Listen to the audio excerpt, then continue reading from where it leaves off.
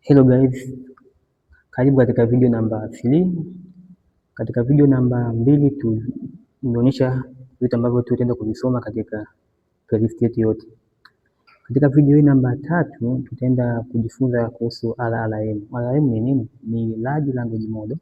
Yenyewe ni aina ya AI model na imetengenezwa kwa niaba ya kutambua na kujenerate kama mwanadamu lugha anaitumia. LLM ni mfumo wa AI ambao unasoma, unaandika, vile vile unatoa majibu kulingana na mwanadamu alivyoulizwa na katika lugha ile ile ambayo ameiuliza. Kuna mifano ya LLM kama kuna LLM-3, GPT-4, NIST, hizo zote ni mifano tu, lakini zipo nyingi zaidi ya hizi. Okay?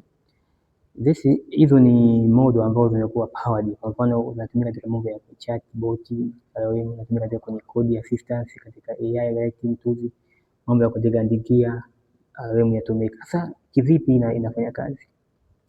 Yenyewe inatumika kupredict, huwa katika ufanyaji kazi wake huwa ina predict kitu ambacho kinafuata, au text au SMS ambayo inafuata, au word ambayo inafuata mbele. Kwa mfano kuna mfano ambao nimeandika I am going to the school. I'm going to the dash. Sasa hapa LLM huwa ina predict, je, kinachofuata ni market, school, restaurant au kipi? Wenyewe ina predict kile ambacho kinafuata kwa mbele, na huwa ina predict tu kabisa, huwa ni halisia. Okay? Lakini wapi tunaweza kuitumia hicho kitu?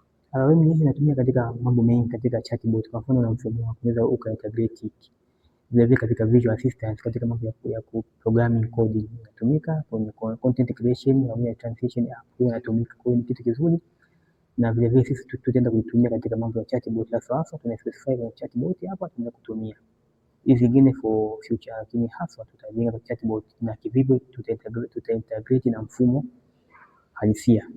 Kwa hii ni just introduction tu, lakini pia tuna katika video kijacho mambo ambayo yanafuata katika orama.